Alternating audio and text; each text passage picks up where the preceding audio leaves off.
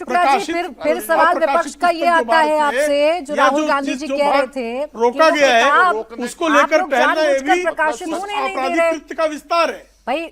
उस किताब में जरूर ऐसी कोई बातें हैं जो इसमें जो देश में प्रकाशित नहीं होने दे रहे हैं। आप रुक जाएं चंद्रमोहन जी, मुझे सवाल करने दे, फिर बोलिएगा। देखिए प्राची जी इसको भी समझ लीजिए, प्राची जी अच्छा प्रश्न है, इसका भी उत्तर समझ लीजिए। प्राची जी ये भी अच्छा प्रश्न है आपका। बोले। मिनिस्ट्री ऑफ डिफेंस, चूंकि हमारी जब कोई एक रिटायर्ड कोई जनरल, जब हमारी थल सेना का अध्यक्ष कोई रिटायर होता है और अगर उसकी पुस्तक में कुछ ऐसी चीजें हैं जो भारत की सेना की तैनाती के संदर्भ में है, भारत की सेना की नीतियों के संदर्भ में है, तैनाती और नीतियों के बारे में जानकारी यदि शत्रु देशों तक जाएगी तो भारत की सुरक्षा के लिए खतरा होगा। ऐसे में मिनिस्ट्री ऑफ डिफेंस ने यह नियमावली बनाई है कि जिन जानकारियों से शत्रु देश लाभ उठाकर भारत की सुरक्षा के लिए खतरा पैदा कर सकते हैं, ऐसे अंशों का प्रकाशन प्रतिबंधित है। तो भारत में किसी भी सेना के प्रमुख के लिए यह प्रतिबंधित है। ठीक है, तो ऐसे में जो है इसमें नया क्या है, भारत की सुरक्षा महत्वपूर्ण नहीं है क्या ये नियम नहीं जानते हैं नेता विपक्ष? और फिर ना बोलने की बौखलाहट ऐसी कि ऐसे शब्दों का इस्तेमाल जिससे बवाल हो जाए, सेल्फ गोल हो जाए। देखिए बिल्कुल कोई सेल्फ गोल नहीं। प्राची जी, मैं कैमरामैन बोलूंगा कि एक पिक्चर दिखाएंगे। ये एक प्रसिद्ध अखबार की है हिंदुस्तान के, जिसने अभी ये पिक्चर डाली है, मैंने अभी ट्विटर से निकाला इसको। और इसके अंदर जब राहुल गांधी जी बोल रहे हैं और नीचे रवनीत बिट्टू खड़े हैं, उसी के अंदर राहुल गांधी जी के साथ इसी धर्म के 4 सिख सांसद और खड़े हैं और रवनीत बिट्टू उन सभी सांसदों को देश का दुश्मन और गद्दार बोल रहे हैं।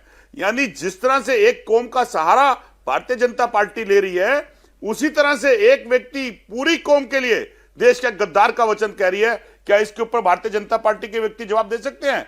ये एक प्रसिद्ध अखबार है हिंदुस्तान का, ये वो है। और ठीक उसी तरह से उस किताब के हवाले से पूर्व सेना अध्यक्ष अगर अपनी बात देश के सामने कहना चाहते थे और उनकी बात को ना कहे जाना, क्या उन्होंने राहुल गांधी जी की बात का कंडम किया? मुझे एक नहीं बात किया। बताएं ना चंद्रमोहन क्या अगर जी, वो किताब लिखना चाहते थे, जब उन्होंने दैनिक एक चैनल के ऊपर बैठ के कहा कि मैंने किताब की परमिशन सरकार से मांगी और मुझे नहीं दी गई, जिस वक्त पूरा वाकया हो रहा था, कुछ और सिख सांसद भी वहां खड़े थे, आपको ये क्लियर करना पड़ा चंद्रमोहन जी। लेकिन मुझे सिर्फ इतना बता दीजिए, जरूरत क्या थी?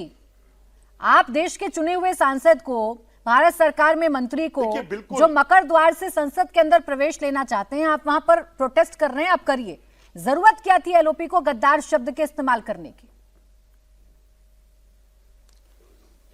देखिए ये मुद्दा ही नहीं है प्राची जी। मुद्दा देश के अंदर आज भी वही है कि नराणे जी की जो बात का जवाब वो पूछ रहे हैं, जो ये कहा जो आपको उचित लगे वो करो, वो मुद्दा है। मुद्दा आज ये है जो विक्लिस्ट फाइल आई है उसमें जवाब का आप बेशक कहते रहे ये मुद्दा नहीं है, लेकिन इसे मुद्दा तो भारतीय जनता पार्टी ने बना लिया है। और अगर आप ही लोगों की डेफिनेशन को मैं मानूं चंद्रमोहन जी, फिर मुझे खत्म करना है। एक क्लैरिटी मुझे दे दीजिए। आपने सुने चंद्रमोहन जी, आपने जो मुझे डेफिनेशन दी है कि आपकी पार्टी को अगर कोई छोड़कर चला जाएगा तो उसे हम और क्या कहें? सुने चंद्रमोहन जी, सुने, आपकी पार्टी को कोई छोड़कर चला जाएगा तो हम उसे और क्या कहें?